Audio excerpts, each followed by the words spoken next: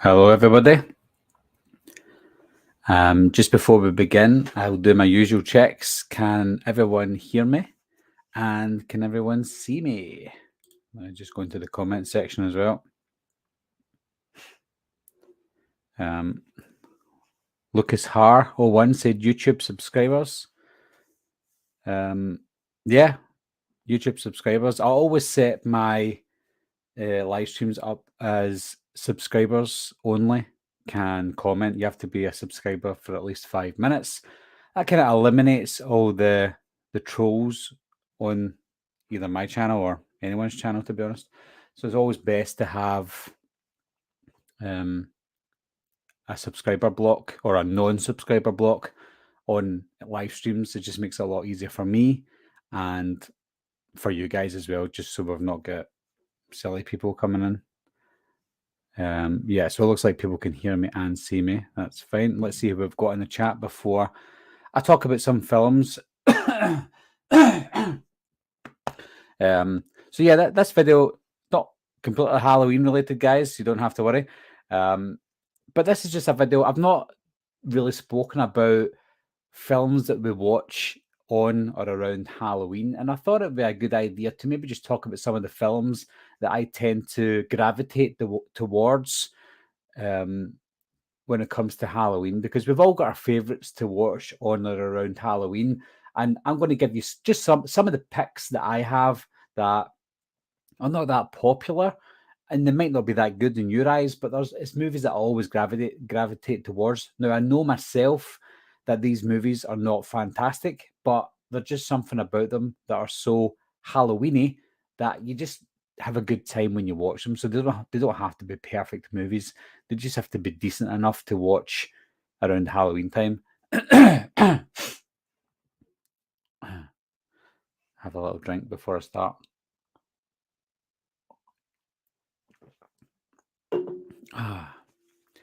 So let me just jump into the chat just now and see who's on at the moment. This isn't going to be a really long one, guys.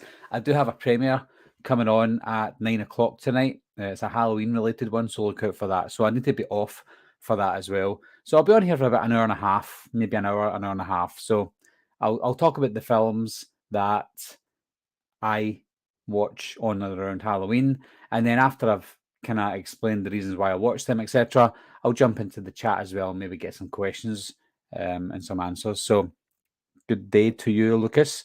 So yeah, Lucas and anyone who's wondering, this is subscribers only, and it always is for me subscribers only, because it eliminates all the people who are not subscribers and people who just want to comment and run away. So yeah. Good evening, Gaz B. When I say good evening, it is 6:30 at night here in the UK. So hello, Gaz. Hi, Kathy. Kathy Bennett's in the house. Ryan Underwood, Thomas Craig, Big Al, big supporter of the channel. Big Al, thank you very much. Slaughtered Lamb Movie Podcast is here as well. It could be Frank, it could be Darren. You just never know. But how you doing, guys? Scott McFarlane's in the house. The Fart Break Kid. Yeehaw. Love that name. So welcome all. There might be some people who trickle through, some people who don't comment either, and that's absolutely fine. So yeah, so what I'll do is I'll just get into some of the movies that I like to watch on and around Halloween, and we can talk about it during as well if you want, or after. So here's one for you that you probably never saw coming, if I can actually show it.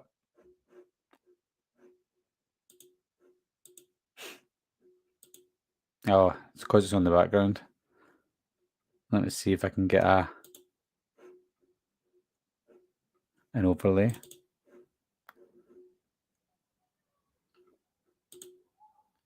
Ta-da! So, if you can all see that, guys, that's just one of the ones that I tend to watch on or around Halloween. If you don't know what it is, it's called The Monster Squad from 1987. Really sorry, I've always got a cough. So yeah, The Monster Squad from 1987. That's not what my channel is based on, but it's a tribute. My channel name is a tribute to the movie Wolfman's Got Nards. That was said by the little guy at the top there called Brent Shalem. Unfortunately, he died in 1997. So this is a tribute to him and his character. This whole channel, Wolfman's Got Nards, and it's all thanks to this movie, The Monster Squad. Um, if you don't know what it's about, guys, as you can see, it's got the Universal monsters in the background, and it's the easiest way to explain it is it's like the Goonies but with monsters, and that's the easiest way to describe this movie. But I think the characters in this one are more realistic to us, and the way we were back in the late 80s, etc. I was obviously still a really young kid back in the late 80s, but some of you guys might be a little bit older than me and probably saw this movie before me.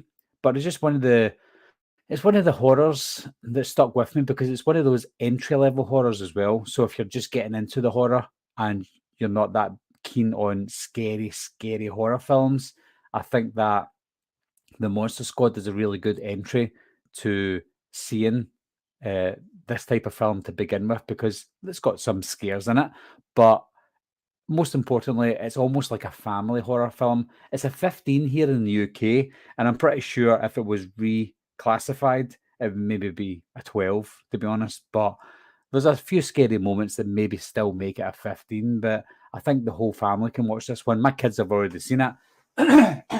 My kids watched this movie probably a couple of years ago, to be honest. So yeah, if you're looking for an entry level horror film around about Halloween and you think movies like Hocus Pocus are maybe too tame for you, then maybe check out the Monster Squad because it's got a little bit of everything for you. Let me just take that away just now. Hold on. It's got a little bit of everything. Sorry guys, I'm having a little drink as well. It's Friday night. It's Friday now. So yeah, the Monster Squad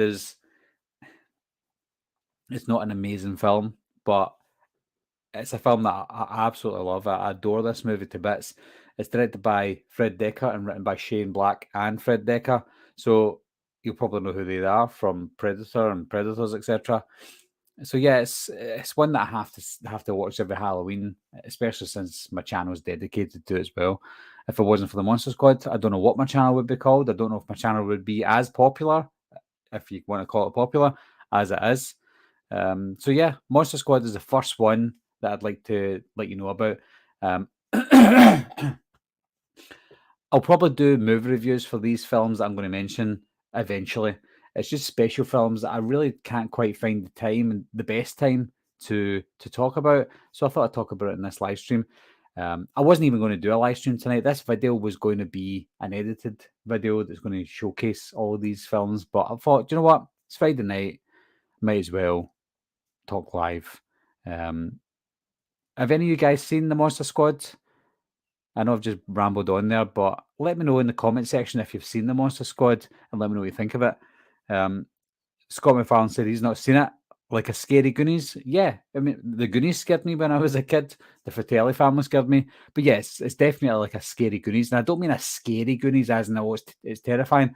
It's just a monster horror version of the Goonies. That's the easiest way to explain it, to be honest.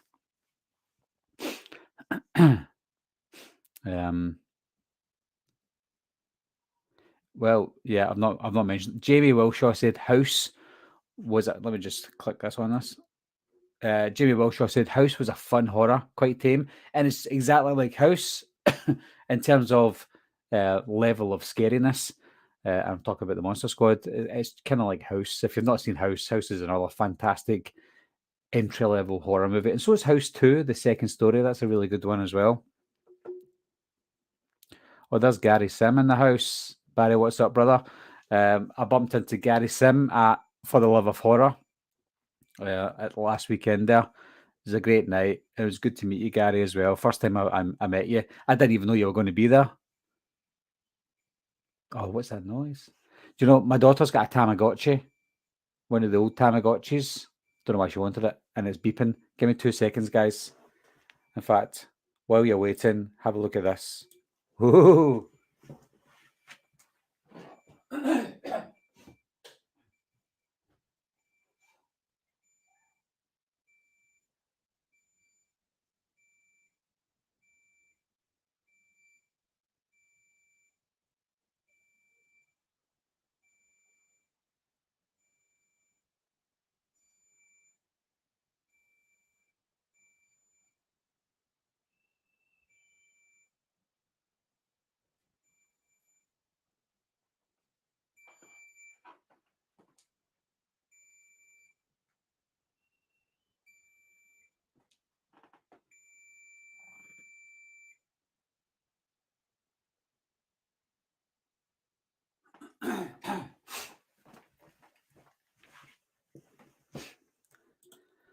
Sorry, guys. My daughter's Tamagotchi died and I couldn't get it off, but I'm back. Apologies. Apologies. Do you know that damn Tamagotchi has interrupted 5 or 6 of my videos that I've been recording over the last couple of weeks? It does my head in. So, yeah, apologies for that, guys. I'm back. I'm back. Right. Sorry. Let me get back into the chat here. Dave Anderson's here. Yes, the beer does look nice. It's in a Stella Artois glass, but it's not Stella Artois. It's Staropramen. If anybody's into beer, I'm not a big beer fan, but I only drink a handful of beers, and I think Staropramen's probably the easiest to drink for me, and it's quite nice. I think it's a Czech beer, Czech Republic. I'm sure. Nice beer.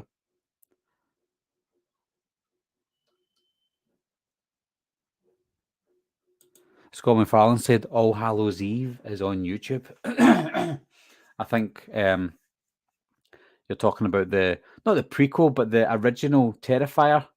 I think that was like I think there's a couple of films within, a couple of short films within that, and Terrifier or Art the Clown is one of them.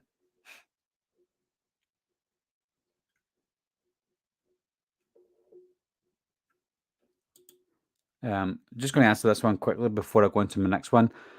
Solvents has asked, do you know if the Shout Factory 4K Halloween Blu-rays work in the UK? Don't quote me on it, just in case I'm wrong. But as far as I'm aware, yes, they do work in the UK. And I think almost all 4K US and Canada work in UK UK players because they are all region free. So don't quote me on it. I think a couple of the guys in this chat have actually got them on 4K. I think David Anderson has got a few of them on 4K as well. So ask David. David, if you're still here, let us know if the 4Ks work in the UK players. I'm sure they do, but again, don't quote me on that until somebody confirms it. I don't have them on 4K, so somebody needs to answer that for sure. There we go. 4Ks are all region free. There you go. Thanks, David. Yeah, so solvents, definitely. So if you're from the UK or you're not from the US, yep, they're fine. There you go. Scott confirms that as well. So on to my next one after the Monster Squad is going to be Return of the Living Dead Part 2. Now, you're probably thinking, what about Return of the Living Dead? Yeah, it's a great film, but there's something about Part 2 that it just draws me in. I don't know if it's maybe the time, the era of when this movie came out back in 1988, but there's just something about it that draws me in. I love the atmosphere of this film with the kids that chase the little boy, the little bullies chase the boy into the graveyard and they release the toxins, and that's what causes the new outbreak. And this is not really connected to part one. It's got a few characters from part one in this one, and they're hilarious, but it's not really anything to do with part one. You can watch both of them separately, and you can watch part two before part one if you want. But I think both of them are equally as good as each other. But there's something about part two that I love a little bit more. And I'm not saying it's better. It's just something that draws me in towards this one more. It might be because I seen it in the video store all the time. We hardly ever got part one in the video store for some reason, and this one was always available. And the front cover was great, and it's just so nostalgic looking. And even when I watched it today, it's still aged pretty well, to be honest. Apologies, guys. I'm always going to be coughing. So yeah, even Return of the Living Dead Part 3 is pretty good, but that's got more of a darker, rocky theme to it. But parts 1 and 2 are my favourites, but I just think part 2 in this franchise was very eerie and funny as well. It's a bit of a comedy as well. You get a Michael Jackson lookalike at the end of the film when they're all getting electrocuted. So yeah, a lot of fun times with this film. So this is why I hardly ever do live streams, guys, because I'm constantly clearing my throat. I've got a deviated septum, for those of you who don't know. my nose is straight looking on the outside-ish, but on the inside, it's like this. So I get a lot of build-up of catarrh, etc., going down my throat. Constantly clear my throat all the time. So I always do it. You always hear this in live streams or even when I'm out and about. Yeah. Gaz B said the image reminds me of Fright Night, and it reminded me of Fright Night all the time when I'm watching, when I'm in the video store. I see Return of the Living Dead 2, and then I see Fright Night next to it, and I always wanted to rent both of them because of the front covers, because they look so frightening when I was younger, obviously. Thomas Craig says, Linnea Quigley is in this one. It's a great film. I don't think is she in this one? I know she's definitely in part one. She's the main character in part one. She may have a cameo in this. Does she? Is she the girl's friend? No, I don't know. I don't think she is in this one. If she is, it's a very small role. Yeah, very small if she's in it.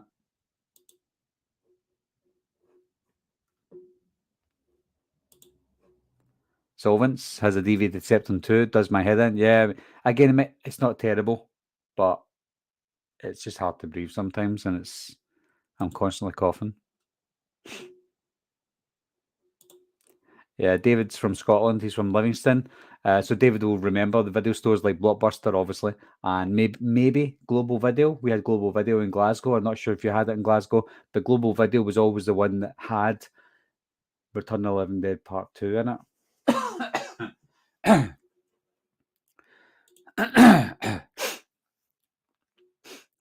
Now, Gary Sim has said, The Haunted 1991 scared me as a kid. Now, I'm glad that you mentioned that, Gary, because the next one on my list is The Haunted 1991. This is just an image that I saw. Unfortunately, this is a ghost raping the father in The Haunted. It was a very scary film when I was a kid. This is the original The Conjuring movie. This has got Ed and Lorraine Warren in it. Not Ed and Lorraine Warren, but people playing them. So you could call this the beginning of the Conjuring universe. And this frightened me as a kid. It's about the Smurl family from Pennsylvania. Let me take this off because that's a frightening image. The Smurl family from Pennsylvania, they they move into a home. It's just the exact same as every other haunted house film. They move into a house with it's a duplex kind of house. So they've got like a house built onto the next to it where their parents are living. So their grandparents as well. So you get grandparents, the parents, and the kids. One of the kids is Phoebe from the Monster Squad, played by Ashley Bank. And it's a TV movie, so it wasn't that popular. It had Jeffrey DeMunn in it from The Walking Dead, The Mist, and Shawshank Redemption, The Green Mile. And it's got Sally Kirkland in it as well. So it's a big cast for a film back in 1991 as a TV movie. And this family moved into a house, and I always tried to explain it to my friends when I was younger. I watched a scary film, and this is what it's about. I won't tell you everything that happens in it, but it's based on a true story, the Smurl haunting, and it was pretty frightening back in the day. If you've seen the movie, you'll know the scene that I'm talking about. Janet, I'm in here, Mom. Janet, Mom, I'm in here. Janet. Oh, that frightened me. I'm actually getting scared right now, to be honest. Better take a drink. So yeah, The Haunted. If you like the Conjuring movies, just think The Haunted is like a low budget version of that, a TV movie version of The Conjuring. So you have to remember that going into it if you've never saw it before. So you watch it and you think, oh, that's terrible. It's because you're expecting something better. But I can assure you, story wise, it's fantastic. It's just the look at it's very dated. Scott McFarlane says Azad Video. Did Azad get taken over by Global Video, or was it the other way around? Did they own it, or were they rivals? I'm sure Azad had something to do with Global Video. Yeah, David, if you've never seen The Haunted, you need to check it out. Don't mix it up with there's other movies called The Haunted. It's the one from 1991 that you have to look out for. Very scary.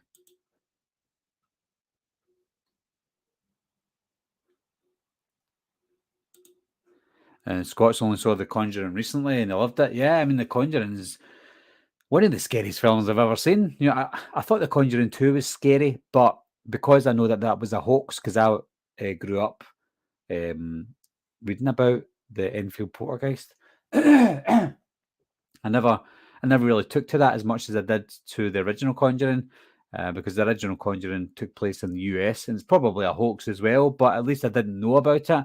So watching it, I could suspend my disbelief for that one. Whereas the part two, the Enfield Poltergeist, because I knew all about it and I actually saw the real woman on TV all the time, I knew she was a nut job.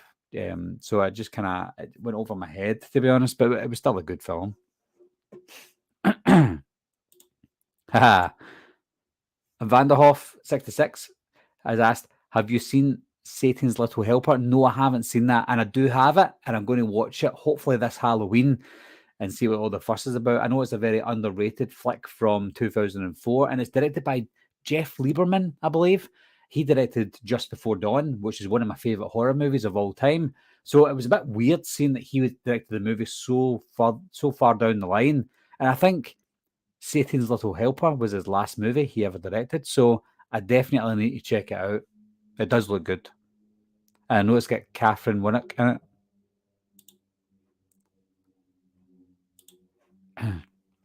Scott McFarlane said, Amityville Horror and the sequel were great. Similar angle to The Conjuring. Yeah, I liked part two as well with Polly from Rocky.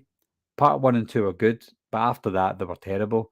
And I liked the remake as well, but one and two were good, and the remake was good. Don Harrison asked, Barry, have you seen The Entity from the 80s? Yeah, I seen it once. That's the one with the ghost or the poltergeist that rapes the woman. I was more intriguing to watch it because of the story, because of the synopsis. I thought it was pretty good, quite eerie, but I don't remember too much about it other than the fact that the ghost rapes the woman. Aaron Click loves the original Amityville Horror. See, I really liked it, but I prefer the remake with Ryan Reynolds and Melissa George.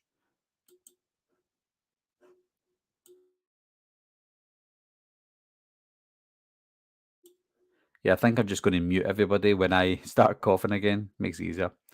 So yeah, what I'm going to do is I'm going to go into the next one that I watch on and around Halloween, and that is Lady in White.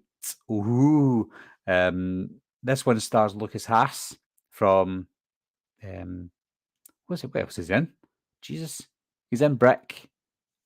He's in Dear Wendy.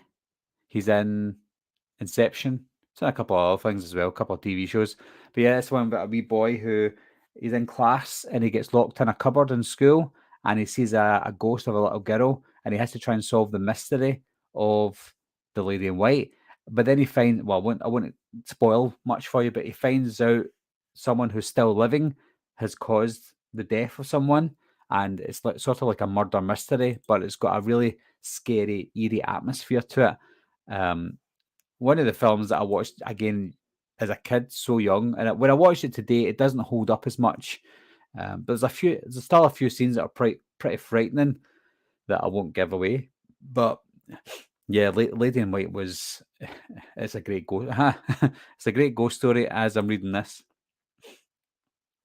David Anderson says, just watched Lady in White last week. Such a great ghost story. And that's what it is. It's a fantastic ghost story. Yes, again, just like other films that I've mentioned in this video, they don't really live up in terms of the way they look, like The Haunted, but the stories themselves are so intriguing that you will watch it and you will be interested to the end. But if all you're interested in is special effects and up-to-date graphics, up-to-date acting, etc., then these films might not be for you. But if you can accept the time that they were made, then I think you'll enjoy the films on the list. And Lady in White is definitely up there with one of the spooky late 80s ghost stories out there. And again, it's one that I always stick on, and the kids can watch it as well because there are scary scenes in it, but it's quite tame. So if you have got young kids like me, then I think Lady in White is one of the ones you can put on and not really worry about the kids getting too scared. You want your kids to get scared at Halloween, funnily enough. You don't want to frighten them, but you want them to get scared in a fun way. Because when I was a kid, I would watch horror movies. I would watch An American Werewolf in London and A Nightmare on Elm Street, etc. So, but I loved being scared, but I know that some kids don't. So you have to have that fine line. If they want to watch a horror, but they don't want to get too scared, then these are the ones that maybe they would be interested in. Films like Lady in White or The Monster Squad. Maybe stay away from films like The Haunted, though, because even though The Haunted isn't visually terrifying, um, the story itself is pretty terrifying. Let me just jump back into the chat, ladies. Yeah, McAvoy Productions is here, and he said, "I remember the lady in white, the little ghost girl. Yeah, I mean, she was scary. She scared me anyway."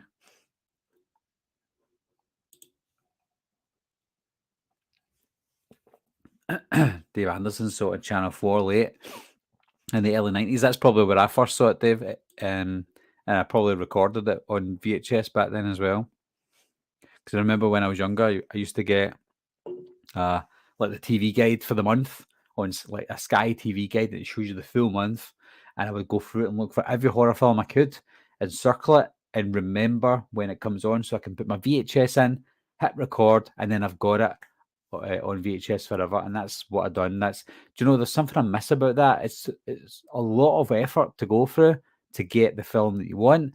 But it was so rewarding when you got it, because if I would record a film like The Monster Squad or The Lady in White or a Halloween, it means I had it and I felt like I've got something that's worth a lot of money. So it was fun. Let's go into the next question. Tom Ungurian has said, Barry, do you think Universal should have brought in different directors for Kills and Ends and kept David Gordon Green and McBride on as producers? Would Kills and Ends came out better, maybe? Probably not, to be honest, Tom, because it depends if they were written differently. If they were written by the same people, then they probably turned out similar to the way they ended up. So it's hard to say. I've got my ideas of who I would have wanted to be the director from the beginning of 2018, but I was kind of satisfied with David Gordon Green, to be honest. But moving forward, if I had to moving forward, if I had to choose anyone to direct any Halloween film, no brainer for me, it's David Robert Mitchell. Such an underrated director. Is unbelievable. And if you don't know who David Robert Mitchell is, and probably why you're wondering why I'm choosing him, is because he directed It Follows. If you've seen It Follows, it's just like Halloween. So many tropes, so many tributes to John Carpenter and the Halloween film. And the way that film was directed, it was expertly directed. The cinematography was absolutely stunning. It was better directed and it looked better than Halloween. That's how good it was. Not only did David Robert Mitchell pay tribute to John Carpenter, he outdone John Carpenter. That's how good it was. So if I have to choose anyone, it's got to be David Robert Mitchell. I know you never asked that, but I'm answering it anyway.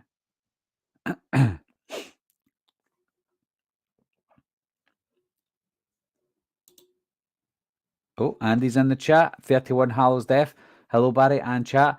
Hi, Andy. I don't know if any of you guys know who Andy is, but he's got his own YouTube channel as well, and he does music. And his music's fantastic. I've used some of Andy's music in some of the trailers that I've made. So if you don't know, or if you've not heard Andy's work, click on his channel, search for it. It's really good. Thomas Craig's never seen Lady in White. Well, now's a good time to watch it, Thomas, because it's Halloween time and it's a really good time to watch it.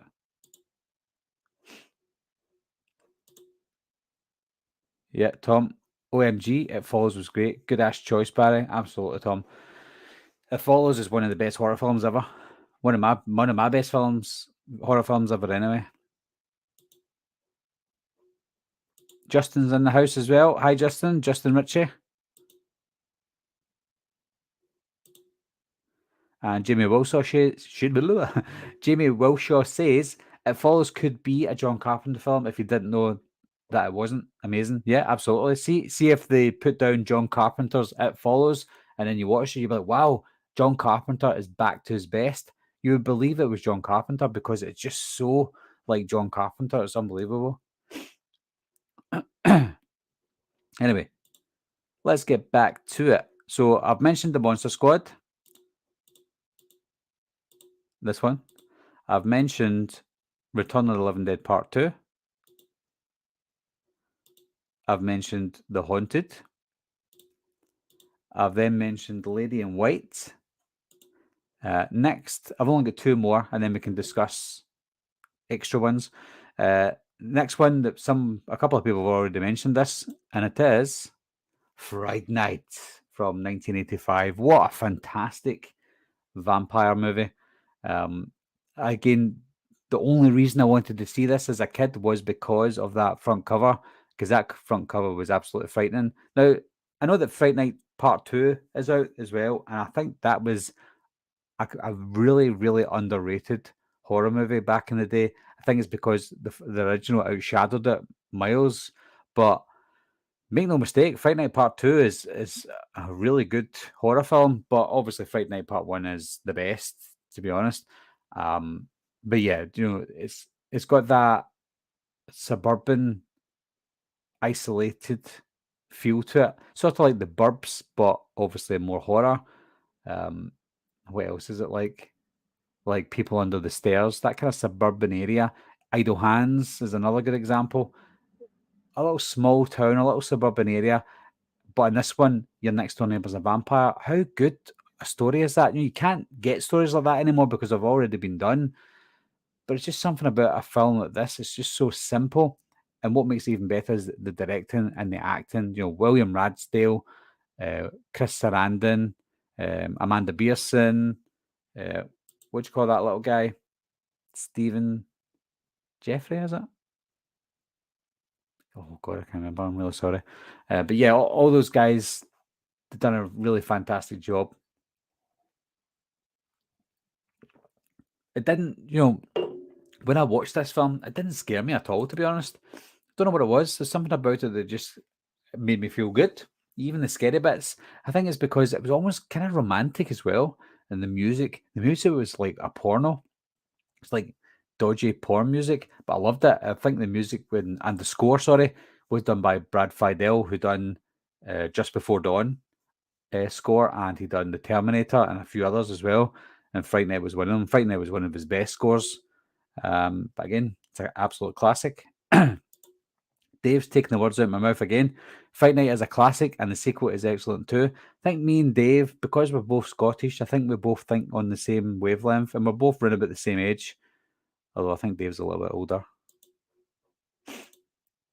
Aaron Click says that Fright Night artwork is perfect and iconic, and it absolutely is. It's unbelievable. You look at posters for a lot of horror films back in the day, and you're like, oh, I don't quite recognize that.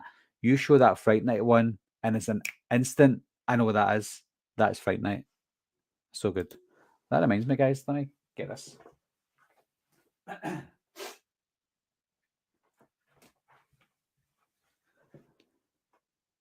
Put this here. No, can't see it. Oh, that's a shame. I'll hold it for you for a second. Since we're talking about old films, I got this made for me. A little 3D Blockbuster logo. Now, it sits in a stand, but you can also put it on the wall. I'll probably put it on the wall eventually. I don't want to put 2 screws in a wall just for this little thing. I might even put it up with a sticky thing. How cool is that, though? I wish it was bigger, but pretty cool. Cost me £14, if you're wondering, and it came from eBay. Just search 3D printed Blockbuster logo or 3D printed Blockbuster sign, and this little bad boy will come up. Pretty neat. So we'll put that to the side. We'll take another drink, and I'll read some of the comments about Fright Night. 2 seconds. Okay. So yeah, the cover, the artwork is fantastic.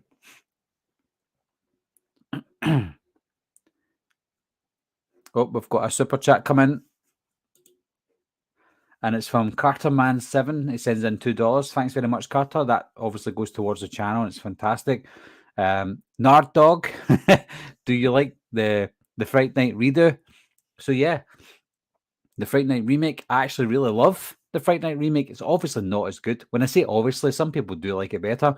It's not, to me, it's not as good as the original, but it's very close to the original in my opinion. And I think what helps the remake is it's also got that eerie atmosphere. It's also got that sense of isolation with I think they're in Las Vegas, and it's got this a similar vibe to the original movie. Obviously, it looks different because it was filmed like 23 years later. But there's just something about it that I really like. If you ask me what's your 10 best horror remakes, this would be in the top 10. Fright Night from 2011, it would definitely be in the top 10. It's that good. And the cast as well, you try and get a cast like that today, it's very hard.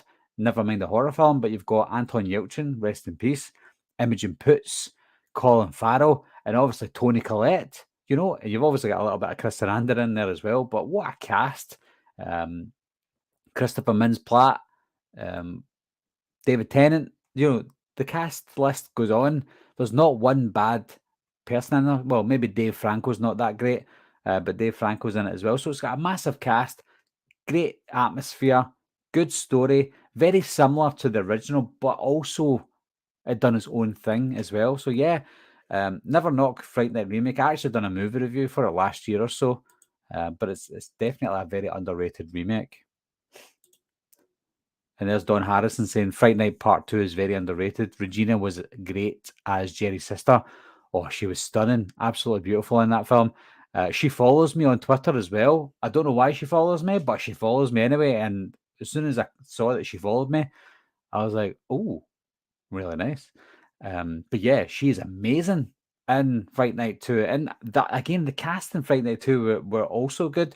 You got John Grease in Fright Night 2, who's plays Wolfman in the Monster Squad, and he's also Uncle Rico in Napoleon Dynamite. So the Fright Night 2 is equally as underrated as the Fright Night remake. The only Fright Night that I didn't really like was Fright Night 2, not the 1988 one, but the other one that came out after the remake that's not really connected to anything. Thought that was a bit weird. Jamie Wilshaw said, John Carpenter's Vampires was brilliant. I loved the unintended comedy. Do you know, I've only seen that once and I didn't like it, but I will rewatch it again because it is a John Carpenter movie. And it's also got thingy in it as well, Terry Silver from Cobra Kai and The Karate Kid Part 3. So I'll need to watch it again because it could be underrated. You never know.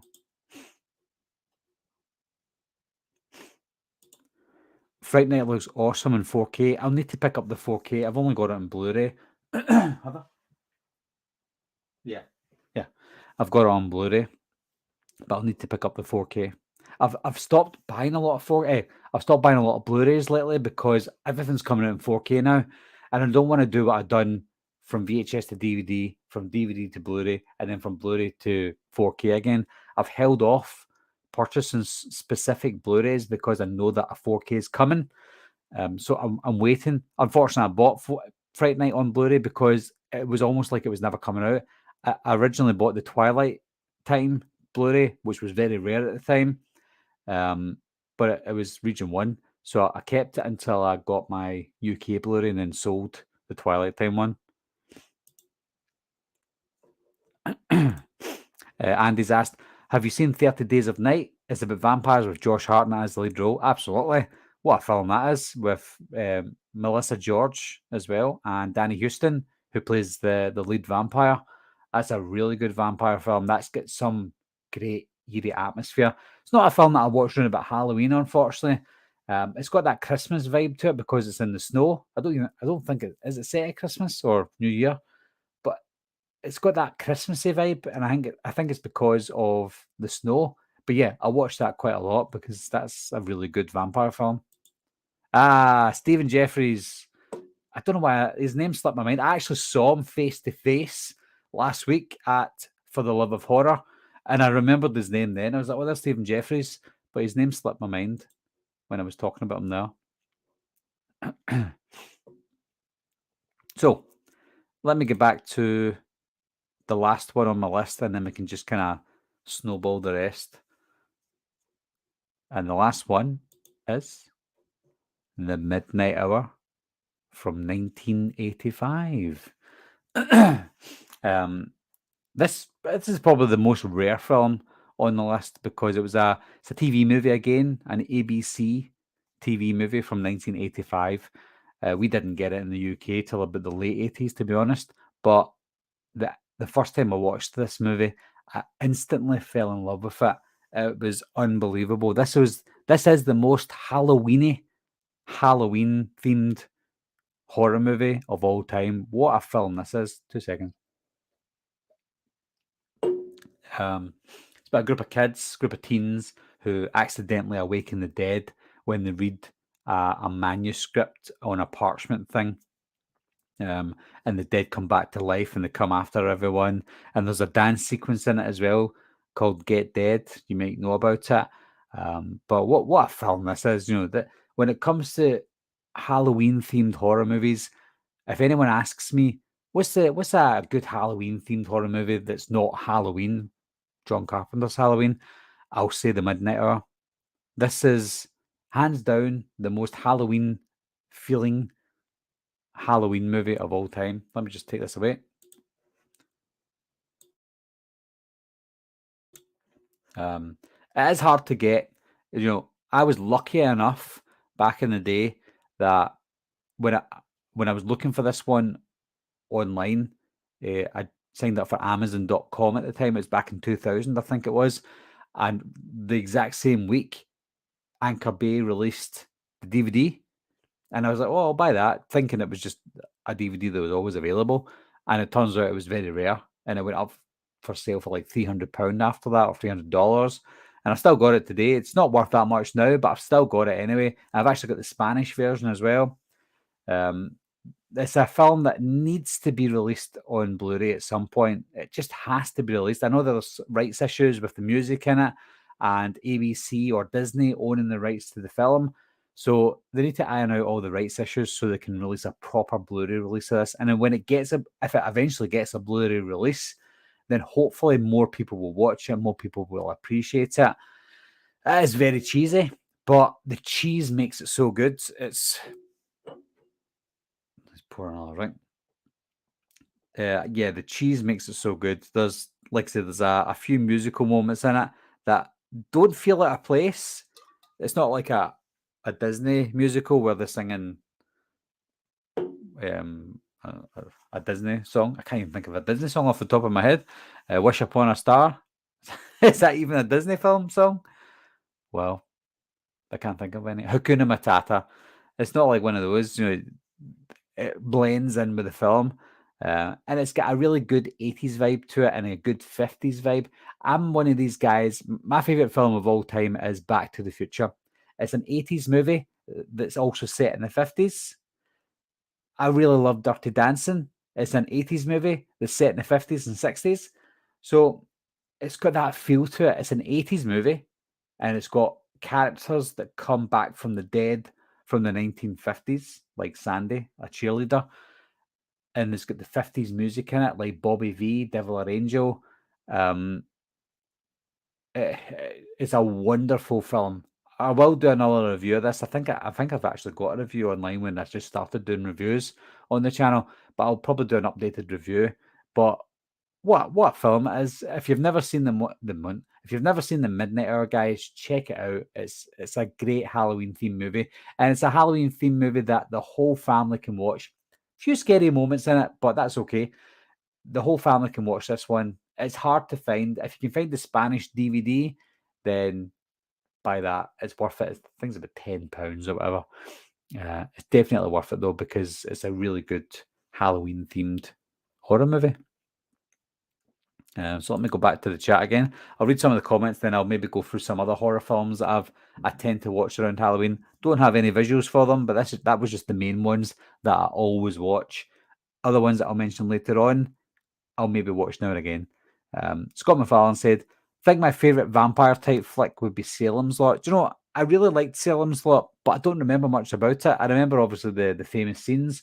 I actually remember more about the return to Salem's Lot than I do the original. That's how sad that I am. The return to Salem's Lot's got Tara Reid in it. Just when she was a little girl. I'll need to rewatch it though. I'll wait for the 4K. McAvoy Productions said, I have to look at this. I have to look at this, or I have to have a look at this. So if you're talking about the Midnight Hour, you absolutely do. Insular Mercenary, who's a Leeds fan, has said, Hi, Barry, hope you're well. Just been to see Halloween Ends. I purposely avoided your channel, so my reaction is, it's a good story film rather than an effects film. I'm scoring an 8 out of 10.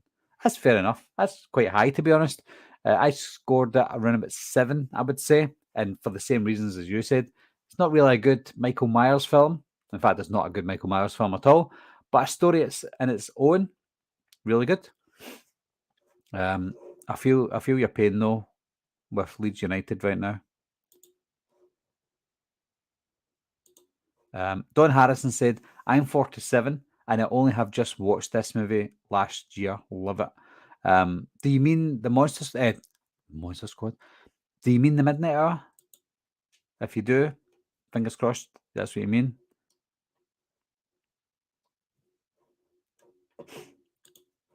Scott McFarlane's not seen any of these films. Where have you been, Scott? You need to watch them. Jamie Wilshaw said, Salem's Lot is due for next year, I think. Do you mean the 4K or do you mean the remake or both? Because both, the remake's coming out next year. It was supposed to come out in September this year, as in last month, but it got a delay after delay. So, McAvoy Productions has asked, what movie will you be watching on Halloween night? I'll probably watch The Midnight Hour on Halloween night. I usually save that for Halloween night. We'll go trick-or-treating. We'll come back and watch The Midnight Hour. The kids, for a couple of years, wanted to watch Hocus Pocus, but I think my son Jack's grown out of that now. He's more into horror. So we'll probably watch The Midnight Hour, maybe even The Monster Squad on Halloween night. And I'm up early for work in the morning on the Tuesday morning. I usually watch a decent horror film after the kids go to bed, but I can't this year because I'm up early for work. But The Midnight Hour or The Monster Squad. Andy asked, are you waiting to watch Terrifier 2 on Halloween? Or perhaps you've already seen it? Well, I've actually already seen it, Andy. I've done a review for it. I got sent a screener by the company early to do an early review of it. So I actually reviewed it a couple of weeks ago. And the director, Damien Leone, and Sienna, the character, the star in it, they both loved it and shared my review, which was fantastic. And now they both talk to me online, which is cool. But Terrifier 2 was surprisingly really good. Low budget, but it's still a really good watch. Loopy has asked, are you in the US? No, I'm not in the US. I'm in Scotland. Glasgow, Scotland. Anytime I say Glasgow, Scotland, I feel like I'm saying it more Scottish. I try and tone down my accent when I talk online. But if somebody asks me something about Scotland, I feel like I tend to go more Scottish when I mention it. So, like Scotland, I'll say Scotland, Glasgow, Scotland. Because the way I'm speaking just now, guys, this is me trying my best to enunciate all my words so that more people can understand me. But see, if I was talking normally, I'd be talking like, all right, mate, how you doing? You all right? What's happening? And people online would be like, what? Well, they already do say what? But yeah. So yeah, no, I'm not in the US, unfortunately.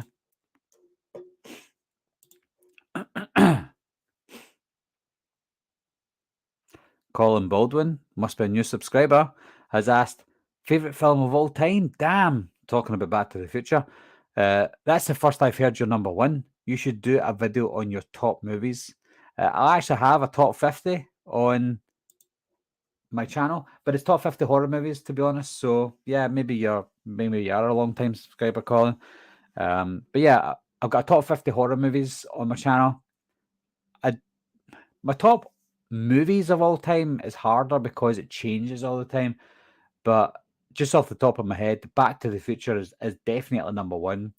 You've got Halloween, Scream, The Thing, Big Trouble in Little China, The Butterfly Effect, Zodiac, Dirty Dancing, Jurassic Park, Terminator 2, um, It's a Wonderful Life, Schindler's List, and a few others.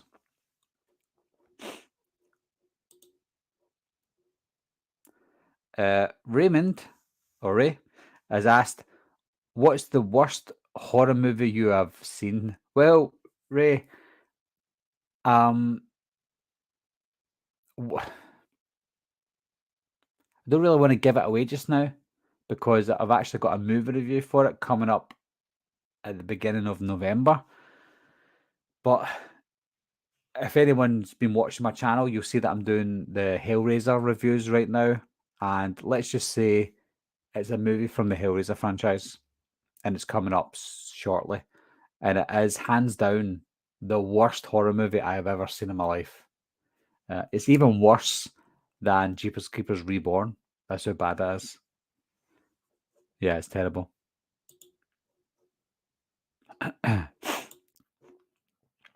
Anyone picking up Scream 2 4K on Blu-ray? Asks Dave Anderson.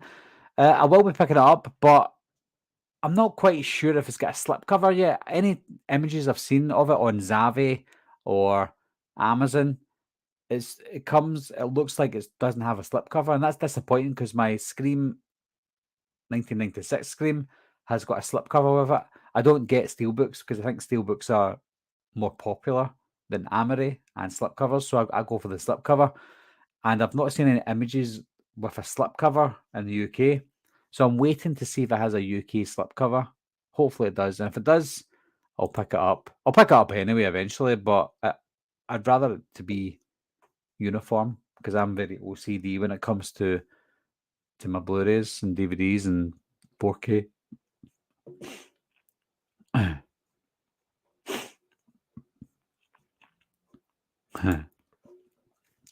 Big Alice said, answering Raymond's question of what's the worst film. Big Al says Exorcist 2 by a mile. That sucked. Do you know, I've not seen all of Exorcist 2 because I got halfway through it and I'm like, I don't like this. And I turned it off. So I don't think I've ever seen the full movie. That shows you how bad it is.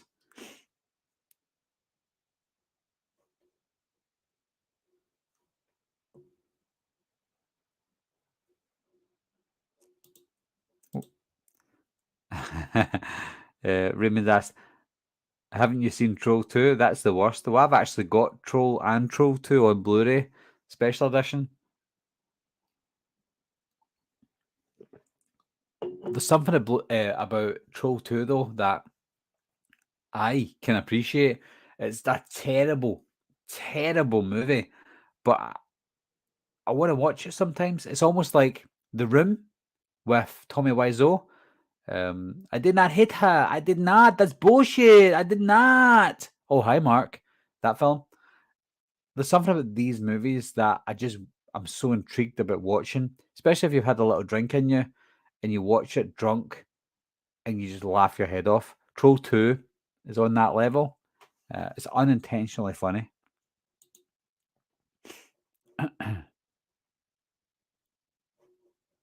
Yeah. Solvents. Are you from Scotland, Solvents? Because I think you've said a few things that make me think you're from Scotland. But yeah, Glasgow, LOL. For those of you who don't know, I'm from Glasgow, and a lot of Americans think Glasgow is pronounced Glasgow, like Glasgow. So we say like Glasgow. Yeah, it's all funny.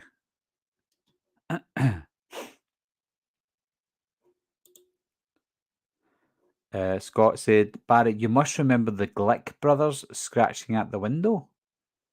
What's that? Is that you talking about Salem's Lot or something else? I'm trying to think of a window. Loopy, loopy, loopy. I hope you get to visit the US soon. I'd love to go to the US. I want to go to a big convention. I know that the 45th anniversary of Halloween is happening next year, and I'll probably not get to go and see it because it's obviously too soon. But I'd love to come across and do some sort of convention one day. It'd be amazing. Yeah, Ghoul Sniper. I loved Halloween Ends. Please don't give this guy abuse. He loves it, and that's fine. I really like it. I don't love it, but I really like it.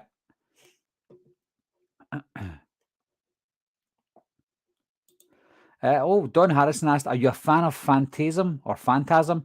Freaked me out as a kid. I've never ever seen a single minute of any Phantasm or Phantasm movie. I know it's directed by Don Cascarello, and he directed Bubba Hotep, which I absolutely loved.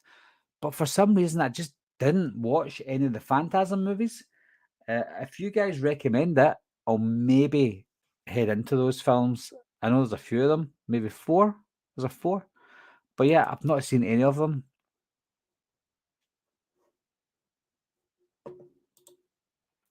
Austin Palmeter said, "New here, been subscribed for a L."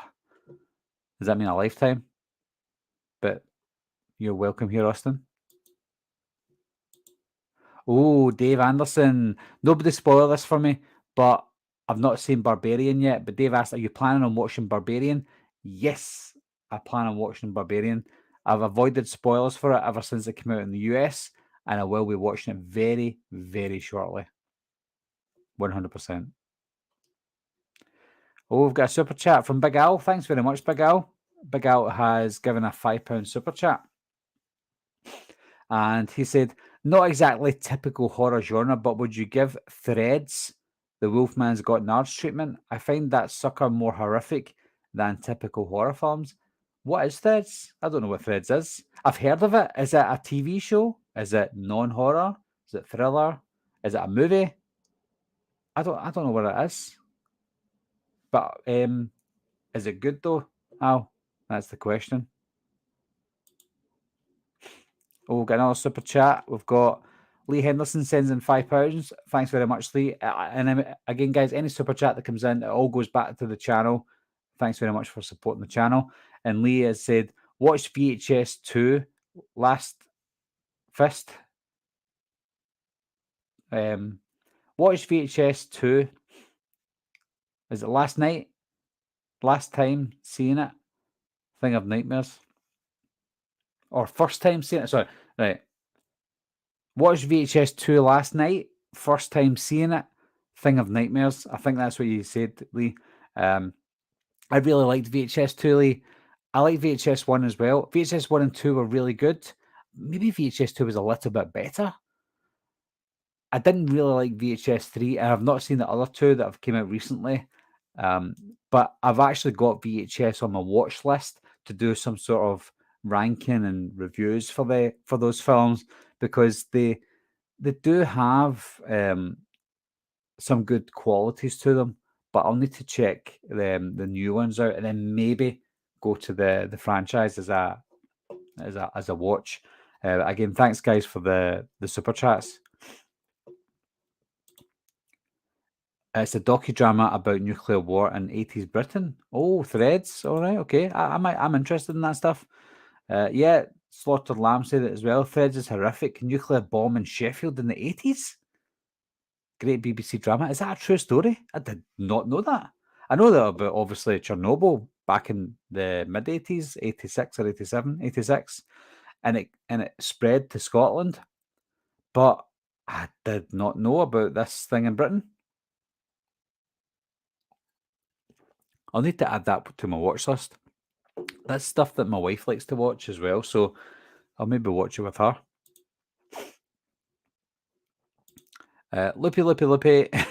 Let's start a GoFundMe to help you visit the US.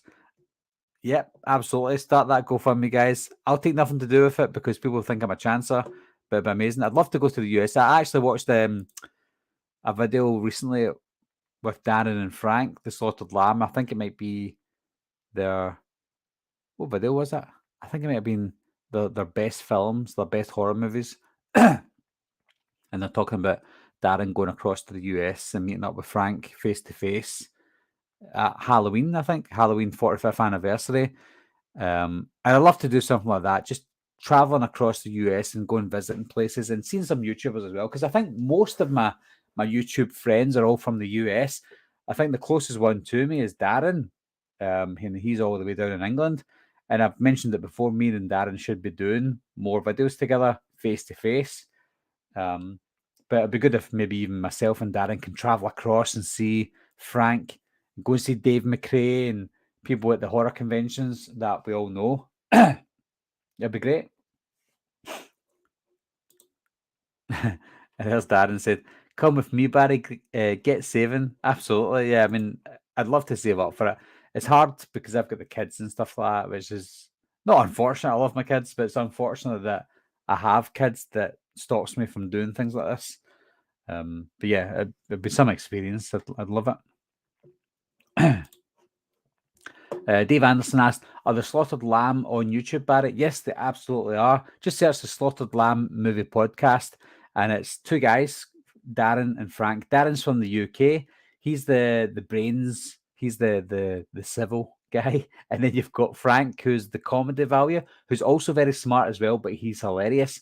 And the both of them together, they're not a recipe for disaster, but both of them together are fantastic.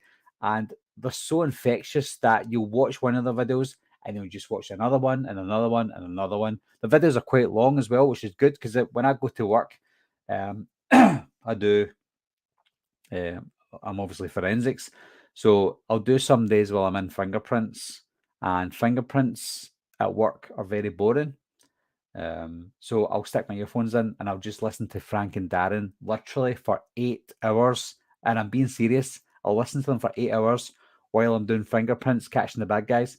And it just passes the time because their voices are so soothing and it's great. So yeah, if you don't know Frank and Darren from the Slaughtered Lamb guys, definitely check them out.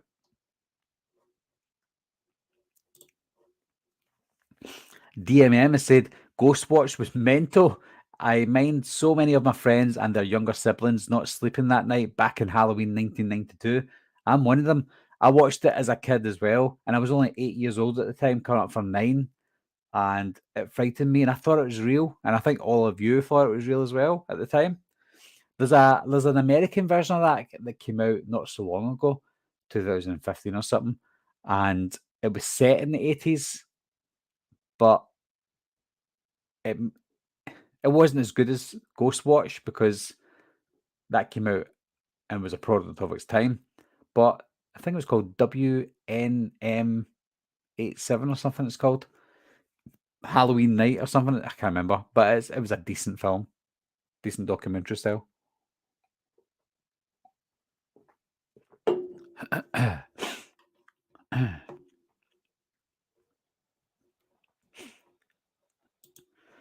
Don Harrison said, "I always love when you get together with Wham, Dave McRae, Jimmy Champagne, good times." Yeah, it's really good. I think we're going to be doing another one shortly, another Hallow stream. So it'd be myself, Drum Dums, Lee McCoy, Jimmy Champagne, Dave McRae, and we watch a movie. We watched a movie with Mike and Jay. We usually do the Hallow stream, and now that Halloween Ends is finished, we need to arrange another get together where we all get together and talk about Halloween Ends. It's probably going to be a spicy one because it's a love it or hate it movie, unfortunately. So stay tuned for that one when it comes. Yes, Darren, 8 hours. I save your videos up sometimes, so I'll see like a video that lasts an hour. I'll see another one that lasts 2 hours, and I'll be like, okay, save that, save that, save that. Then I go into work, and then when it's my turn for fingerprints, because nobody wants to do fingerprints, I'll go into the fingerprint room, get my fingerprints ready, earphones in, and just relax. So yeah, if you're wondering where all your hours come from, your watch hours, it's from this guy. Oh, got another super chat. Thanks very much, Willie. 565 sends in $5. Thanks very much. Willie said, if this posted twice, I apologise. Always enjoy your videos. Thanks very much. Dark Night of the Scarecrow is an old TV movie that I think doesn't get enough credit. 100%. That is a very creepy, eerie TV movie from back in 1981, I believe. I've got something about numbers, guys. I know the year of every film. I'm sure it's 1981 that movie came out, and that is a very classic horror film. Thanks for mentioning that one, Willie. Thanks for the super chat as well, but thanks for mentioning that, because if you guys in the chat haven't seen Dark Night of the Scarecrow, I highly recommend it, and I'm sure Willie recommends it as well. Darren says, geez, I couldn't listen to myself for that long. Christ. Well, yeah, you'd be surprised. I can't listen to myself, and I know that if my kids or my wife clicks on my videos on YouTube by accident, because they don't like to watch me, if they click on my videos and I hear my voice, I just cringe so much. So yeah, I can imagine if somebody's watching my video for 8 hours, I'll cringe.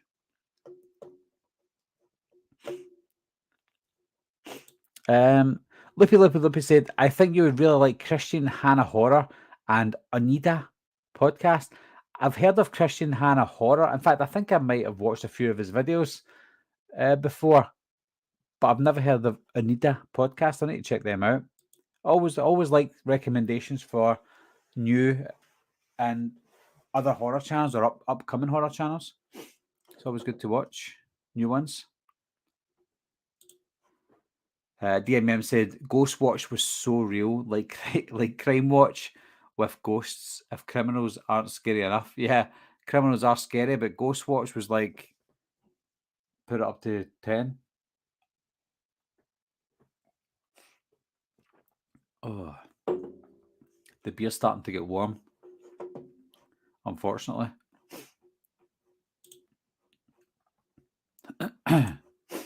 Davesky19 said, no, not the Steward.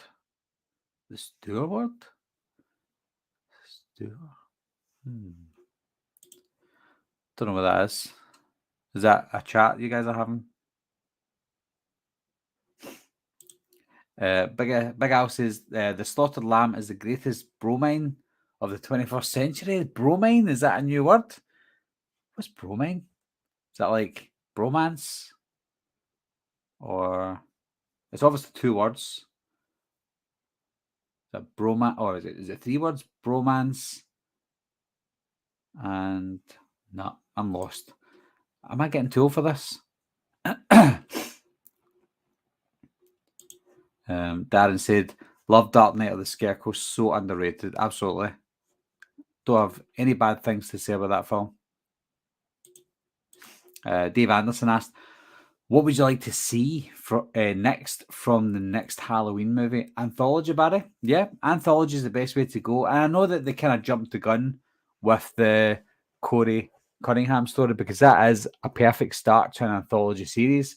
So more of that would be good. I think even if you include Corey again, or if you include Alison or anyone from the previous films, make it an anthology movie. Give us something else. Give us something that we've not seen before. And that's why I enjoyed Halloween Ends, because it gave us something that I've not seen before. More of that would be great. Justin Ritchie asked, thoughts on Road Games? I was actually going to do a review on this one, but it's a film that didn't really go anywhere. It's one of those quiet films that I liked, but that's it. I just liked it. For those of you who don't know, it's a movie, I think it was 1980 it came out. Jamie Lee Curtis and Stacey Keach. Sort of along the vein of Joyride, aka Roadkill. Kind of like that. It was a decent film, but I didn't quite love it. But it was okay.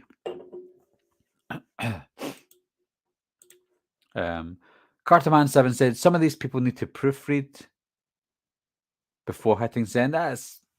Some of it's an accident. Don't worry about it.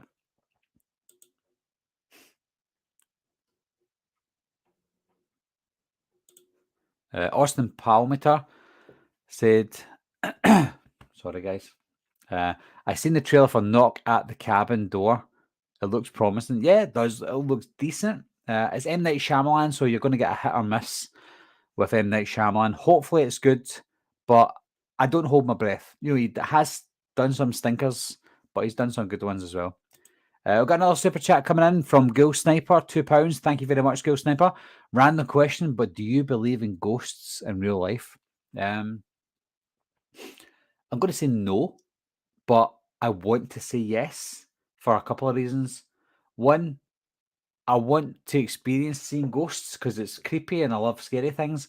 But also, I want to believe that there's an afterlife. I don't want to get religious here, but I want to believe there's something after we die, because if there's not, then that's it. You know, you don't want to believe that that's it and it's done.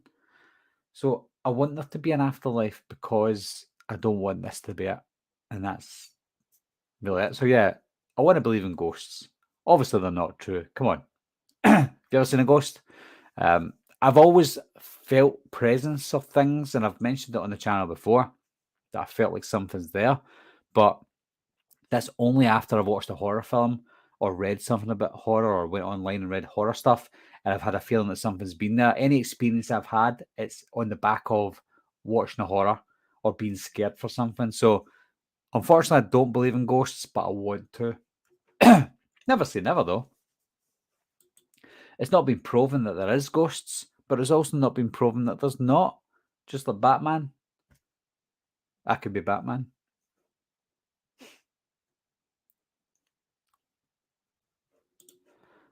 Big Al said, I really digged Road Games. Love those Aussie 80s films. Dead End Drive-In is another favourite of mine. Is Road Games actually Australian, though? I know it's got American actors, but is it an Australian production company? Maybe it is. Raymond says, Ghostwatch always reminded me of Poltergeist when it was on that night in 1992. I didn't sleep for a week. It's just been released on Blu-ray on Amazon. Yeah, I saw that. It's not 88 films, it's 101 films. I might need to buy that. I watched it with my son last October and it freaked him out. Paul B. Hey Wolfman, have you seen Popcorn 1991? If so, thoughts? Bit of a cult classic. Yeah, it's okay. Doesn't really live up to what it was back in the day, but it was an okay film from 1991. I've actually got it. It's part of the Slasher Classics collection from 88 films. It was decent.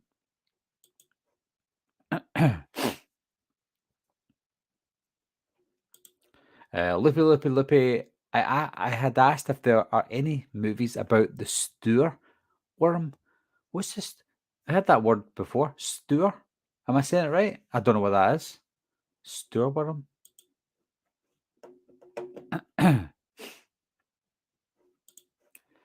Ghoul Sniper's back and said, I had a seance in the most haunted castle in the UK, and let me tell you, they are real.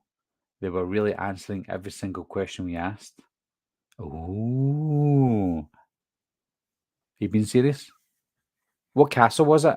Was it a castle in Scotland? Or was it in England or Wales or Northern Ireland? Apparently, there's a lot of haunted castles in Scotland that I'll need to check out.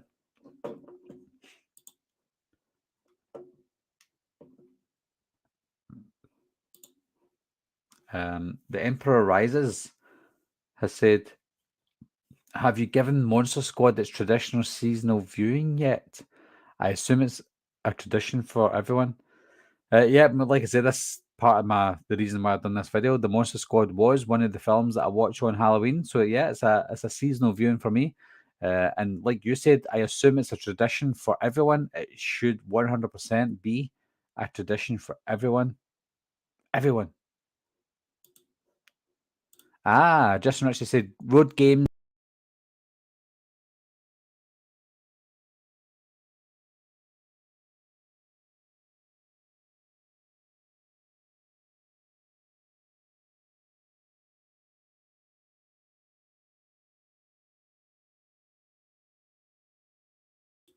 Hello, sorry guys, I just clicked back by accident there.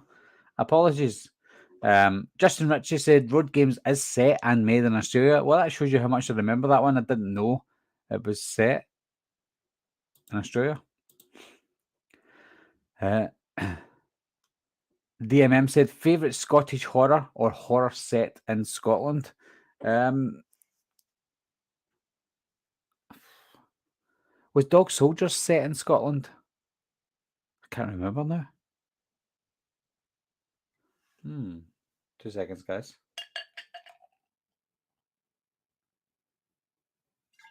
You know, there's not a lot of horror films that are filmed or set in Scotland, unfortunately. There's one that starred Martin Compston back in the day, back in 2005, I think it was, called Wild Country. It was quite decent.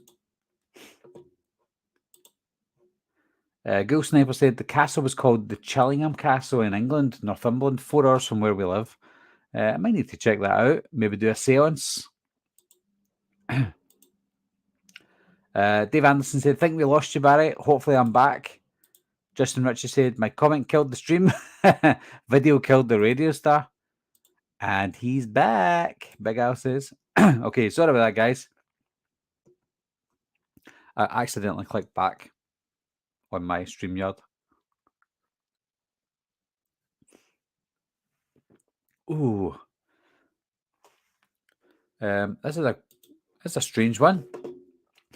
Gruesome Glenn said, only horror film I always watch in October is Halloween 2. That's so random. Good choice, though.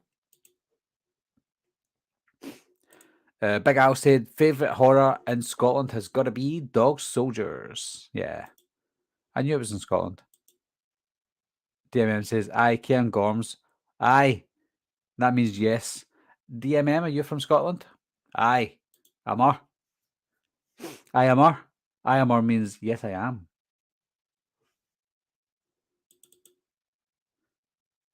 Oh, the Wicker Man as well, Scott. Forgot about that.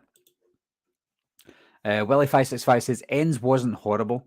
I just wish that it would have been a separate movie with a better story closure with Laurie and Michael. In my opinion, it wasn't the time to introduce a new character. Yeah, I mean, that's all the negatives that I had for it as well, Willie. Exactly like you said. Carterman7's back with another super chat. I'm sure you gave me another super chat before, Carter, so thanks very much, $5. Barry, I have had the pleasure of being in Ireland and Scotland. What is your view on kissing the Blarney Stone? What is your view on kissing the Blarney Stone? Any truth to the lore gift of Gab? I'm going to have to assume that that's something that's from Ireland, Carter, because I've never heard of that before. And if I had heard of it, I'd never heard of the view on kissing it. The Blarney Stone? Don't know what that is. It must be Irish. Even though I'm Scottish as well, I don't know. I actually don't know everything about Scotland, unfortunately.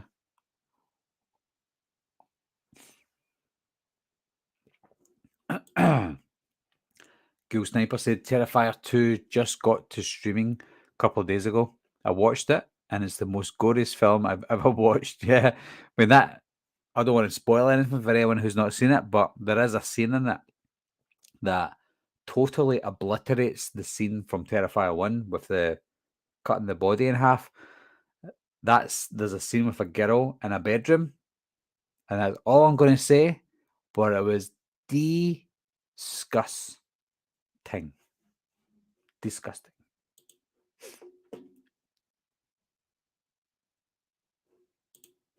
Aaron Click says, Barry, do you enjoy a good pumpkin ale? They're my favourite beer. Hey! Probably not, no. Pumpkin?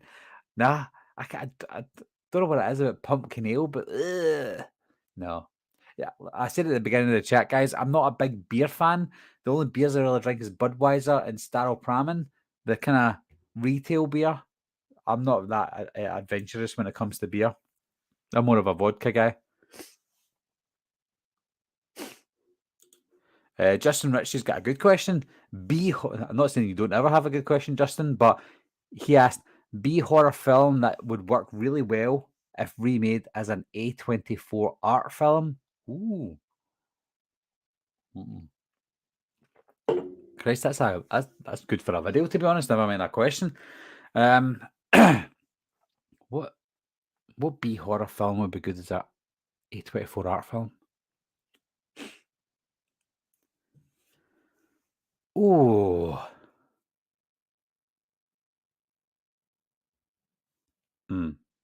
Just Before Dawn from 1981. I've mentioned it before. Just Before Dawn, in its own right, is a fantastic film anyway, a fantastic B horror movie. But can you imagine getting an artistic director to direct Just Before Dawn? Oof. I'd pay good money for that. Good question. Really good question.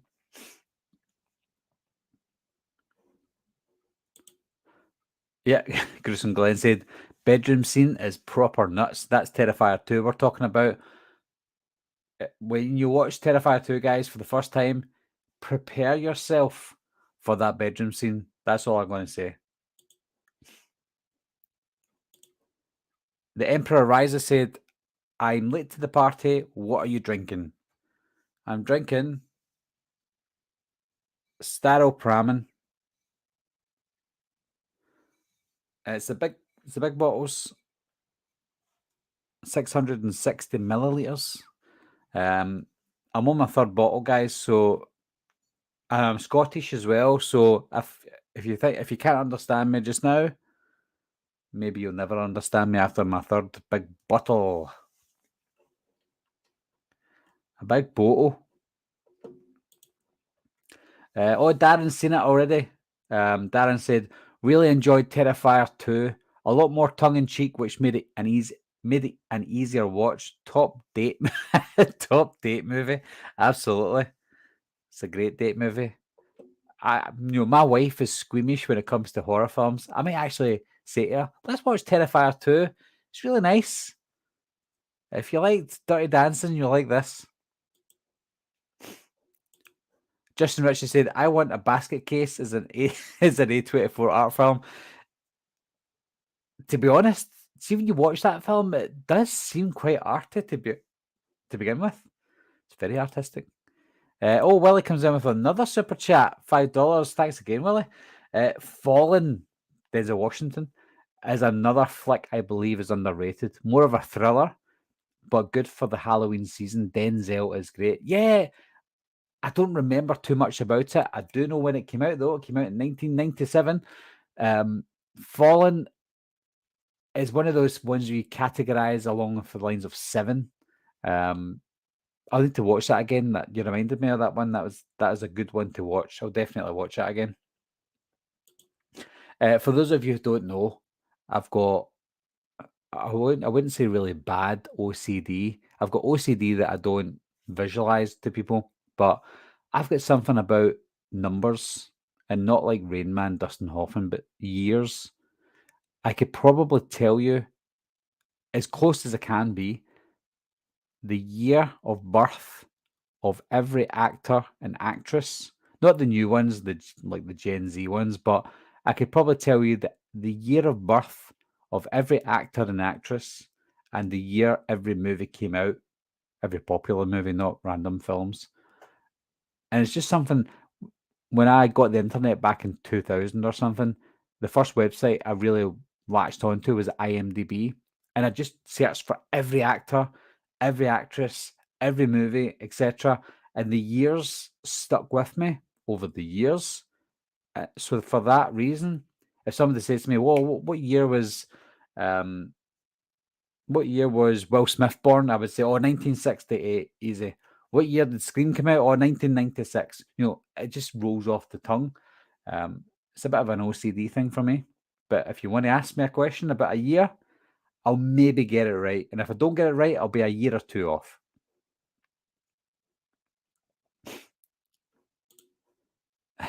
Lippy says, Halloween Ends could make a good A24 movie. Absolutely. Absolutely. Don't tell anybody else that, though, because you'll get ridiculed. Raymond asks, what is your favourite horror remake? Sorority Row and House of Wax are my favourites. That's weird choices. I like those movies. House of Wax would be up there. I think that's very underrated. But I think the obvious choice, it is not 100% a remake, but the obvious choice is Evil Dead from 2013. That is balls to the wall, gruesome, for not just for gruesome's sake, but for story's sake. What a film Evil Dead is. Evil Dead from 2013, The Texas Chainsaw Massacre from 2003, The House of Eyes from 2006 are probably top three for me in the horror remakes.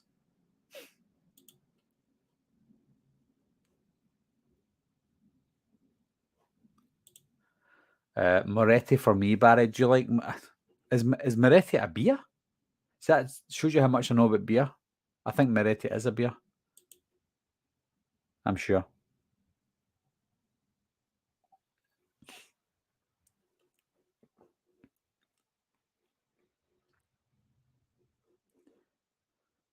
Oh, we've got another super chat, and it's from the Slaughtered Lamb Movie Podcast 899.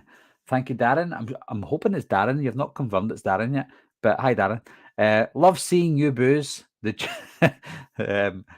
The Jocko meter rises with every sip. You'll be speaking Gaelic by 8:30 p.m. Well, it's funny you should say that, Darren, because my kids go to a Gaelic school. Wasn't my choice; it was my wife's choice.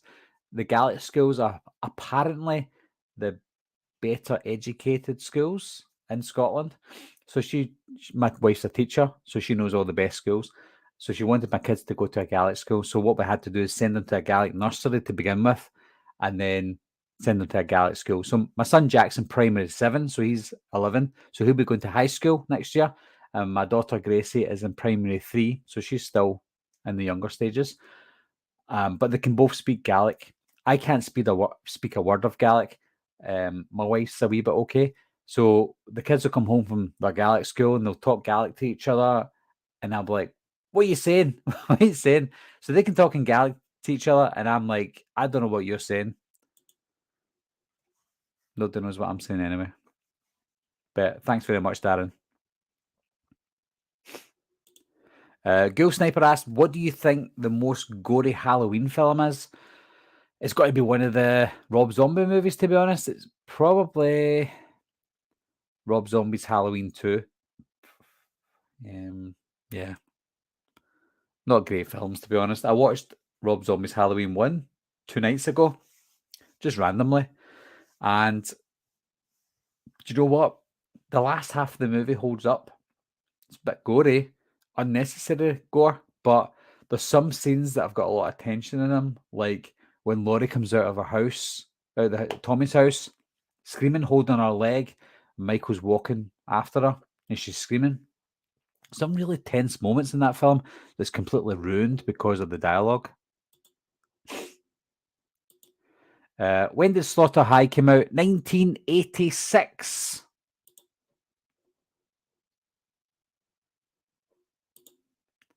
Emperor Rises said Texas Chainsaw was a great remake as well. Yeah. You mean the 2003 remake? Yeah, absolutely. It's a really good film. Van der Hoff asks, what are you drinking? I'm having a nice double IPA. I don't know what that is. Like I said, guys, it is a Staropramen. It looks like I'm advertising for Staropramen here. Staropramen will probably contact me after this. Staropramen. Ooh. Oh, yeah. Big Al said it's an Italian lager beer. That's the Moretti. I know what you mean. I don't want to drink too much, guys.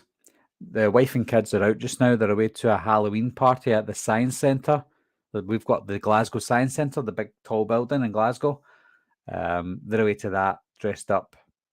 Jack's dressed up as a zombie, giving a boy a shootery, like on his shoulders. And Gracie's dressed up as Harley Quinn. Fun times.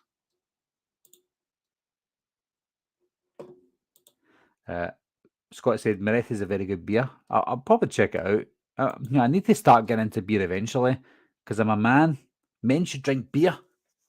That's the stereotype, isn't it? Willie565 said, I'm glad I'm not the only one that enjoys H2O.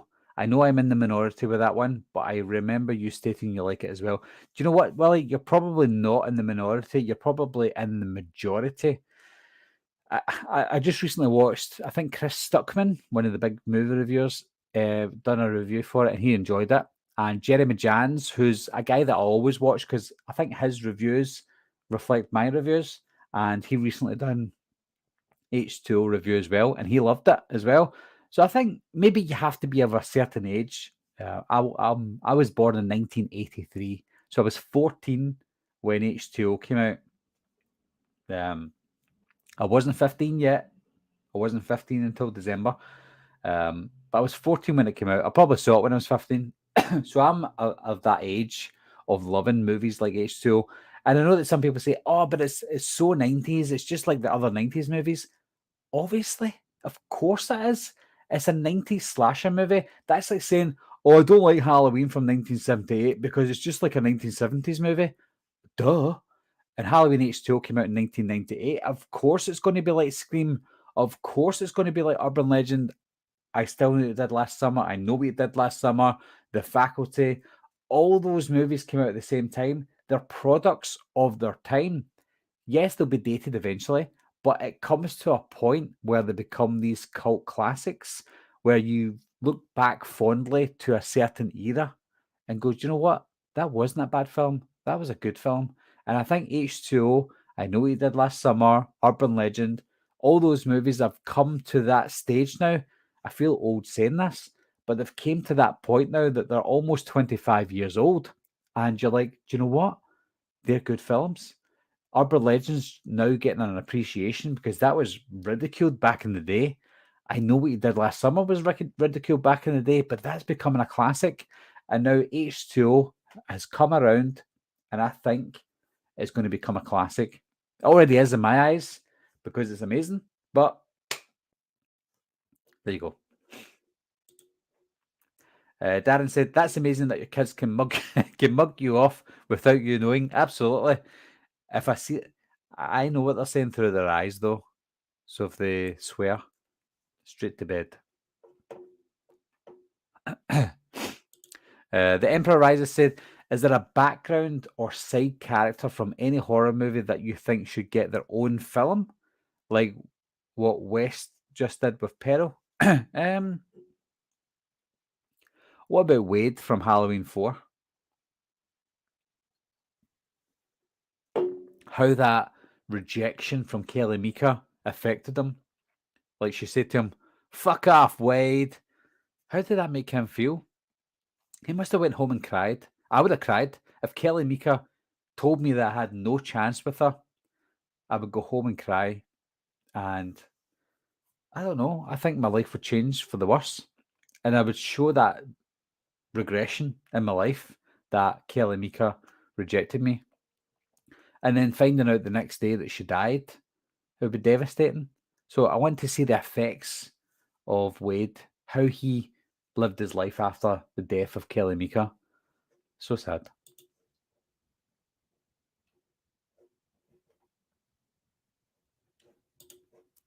Big Al, I don't know what you mean by this, but he said, Jesus, that was an encyclopedic level of recall. Recall? Total recall. Ah, IPA is Indian Pale Ale. I've never heard of that, Scott. Never in my life have I heard of that. Thunderwave27 asked, do you think there will be more Michael Myers movies in the future? Absolutely. There's going to be another one within the next 3 years, I'd say. I'm going to guess 2025 is when we'll see Michael Myers on screen again. We might see another film before it, anthology style, but I think 3, maybe 4 years, we'll get more Michael Myers. I don't think we're going to be waiting 9 years again. No way. Especially with the success. And yes, it's a success of David Gordon Green's trilogy.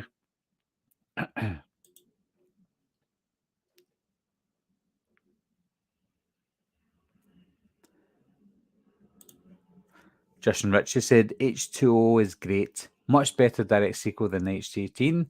I'm not as old as you, so it's not an age thing. Well, yeah, that's good. I'm glad that there's people younger than me that still appreciate what H2O done.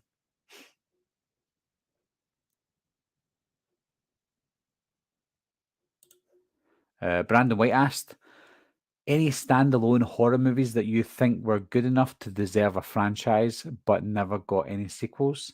Well, I think Dave McRae said it quite a lot, and that is Black Christmas. I'm surprised that Black Christmas never got an official sequel. It got a couple of remakes, but it never got a sequel. I don't know if it's because they didn't know where to go with it or what they wanted to do with that, but Black Christmas is the one that stands out head and shoulders above every other movie that could have had a sequel. You look at films like The Faculty, that could have had a sequel, but not a franchise. But Black Christmas could have been one of those that got a franchise out of it, but they never cashed in on that. I don't know why.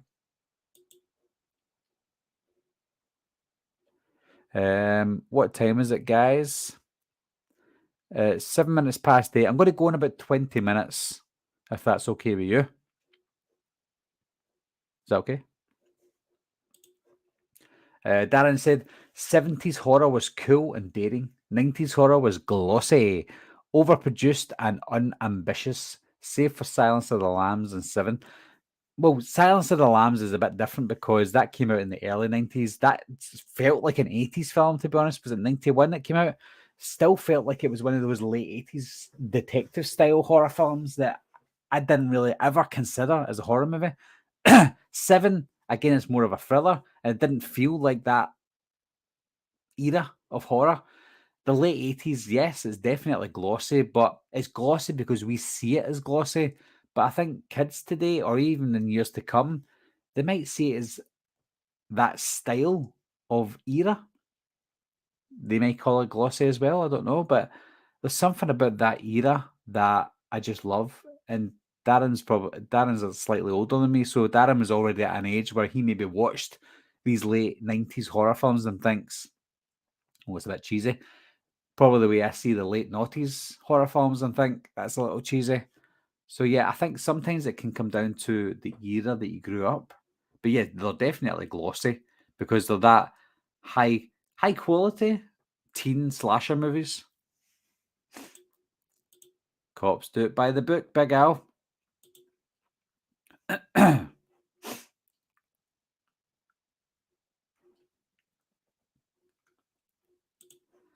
Scott said 70s horror is amazing, has a certain atmosphere. See, I really liked horror in the 70s a while ago, but it's becoming really dated now. There's only certain horror from the 70s that I can get into. Willie comes with another super chat. Willie, you must have just got paid tonight. But thanks very much for that. Willie sends in another $5 and says, my TV is always on in my shop this time of year. And my guilty pleasure? Oh, my guilty pleasure is Trick or Treat, the more recent movie with Anna Paquin. One of my favourite horror films. That's one of the best anthology horror films, hands down, of all time. I know it's 15 years old now, but it still stands the test of time. You watch that today, it feels like a movie that was shot this year. So good. Anna Paquin was great in it. Who else was in it? Brian Cox was in it. The other guy, Sugar, the neighbour. Oh, what's his name? Starts with D. The guy who digs and kills his son. Oh, that's disappointing. He plays Dr. Connors in the Spider-Man 2 and 3 with the arm. Damn it. Anyway, what a cast that is as well. That's a really good film. Thunderwave 27 said, what is your favourite characters in the Rob Zombies Halloween 1 and Halloween 2? It's got to be Annie Brackett and Sheriff Brackett. Those two are my favourite two, and it's more because of Halloween 2, because that death scene with Annie was one of the most emotional scenes, one of the most emotional death scenes in the Halloween franchise. So for that puts both of them at the top of the list because the two of them were decent characters and they had the least potty mouth of them all. Mm-hmm.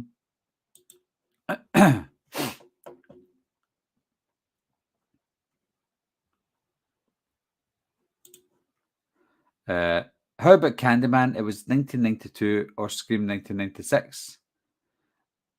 What do you mean? Well, Candyman was good, and Scream was amazing, absolutely amazing.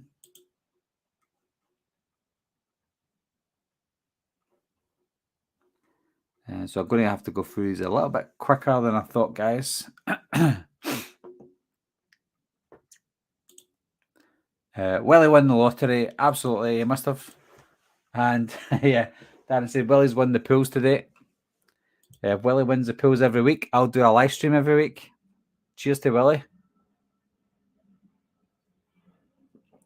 I'm happy with that, Willie.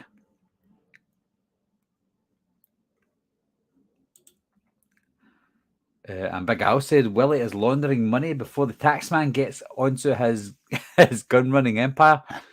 Absolutely. Well, if you want to give me the money, I'll hide it for you. I'll spend it.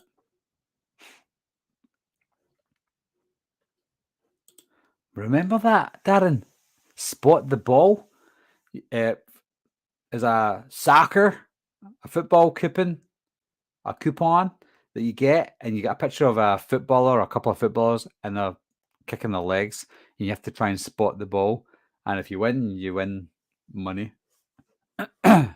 Spot the ball. Loopy sends in $5. And you've said, I wish Laurie died in Zombies H2 and Annie lived to be the final girl. It would be a good twist on the final girl trope. Yeah, I think so. That'd be pretty cool. Did Laurie die anyway?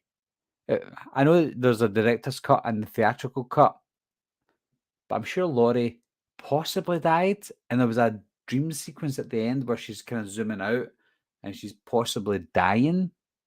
I don't know. They don't really explain it much, but yeah, but I would prefer Annie to have lived, to be honest, because Annie was the better character.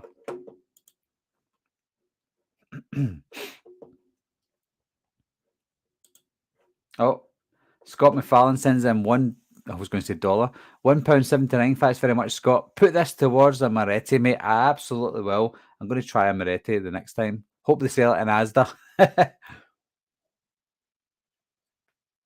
Because that's where I'm going to be shopping from now on with this energy price hike.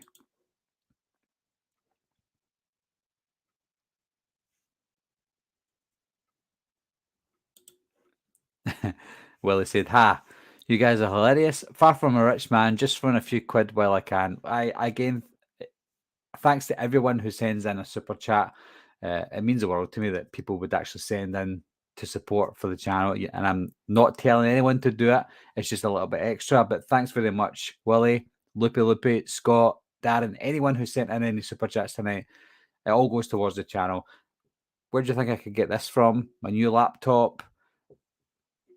This, all this stuff, it all goes towards the channel. I don't take the money and spend it on toys or, I don't know, fish suppers. It goes towards the channel. So if the channel improves the way it looks, it's not thanks to me. It's thanks to you. But yeah, I think I'm going to be heading off in a minute or two, guys, just to finalize all this because I've got I'm not going to be here for it, but there's a premiere at 9 o'clock that I'm doing on my channel. It's a Halloween related one. So if you're a fan of Halloween, then it's going to be there. Do you know what? A quick little chat about Halloween before I go as well. I've got certain people, fish supper kind of people, that say to me, "Oh, you're milking the Halloween franchise." Yeah, of course I am. You know, it's like someone saying, "You've only done this for clickbait. You only put this title up on YouTube because you want people to click on your channel or on your video." Duh, of course. I don't want to put a video out there and put all my effort into making a video that takes me hours to do and leave the title saying, "Do not click on this." I want people to click on my videos. It's not just me this happens to, this happens to everyone. I want people to click my videos. So it's not clickbait, but it's enough to get people enticed to come and watch my videos. And if I'm making a Halloween video, it's because I want to make a Halloween video. So there you go, guys. Scott said, been watching the channel for a while. I win the Halloween promo. Did you win? So you did. I win the Halloween promo jacket, etc. If you remember, so I can stretch to a beer or two at least and enjoy it, mate. I remember that, Scott. I've done a promo. Universal contacted me back in 2018, and they wanted me to do some giveaways. So I've done a couple of giveaways, and I think you win a jacket, a beanie, flashlight, a torch, and I chose a few winners, and Scott was one of the winners that won that. I forgot all about that, Scott. Hope you still wear it. Yeah, Big Al, why would a horror channel not grift the Halloween films? Exactly. You want to talk about the big horror stuff. You want to talk about the small ones as well, which I do. But you want to talk about the big ones.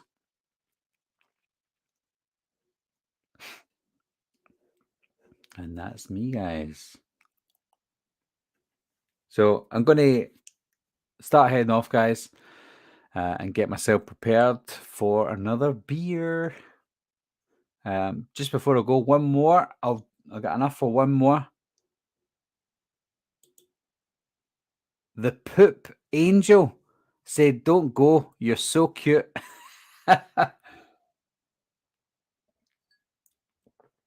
I'm cute for the Poop Angel, but nobody else. Make hay where the sun shines, Barry. Thanks, Darren.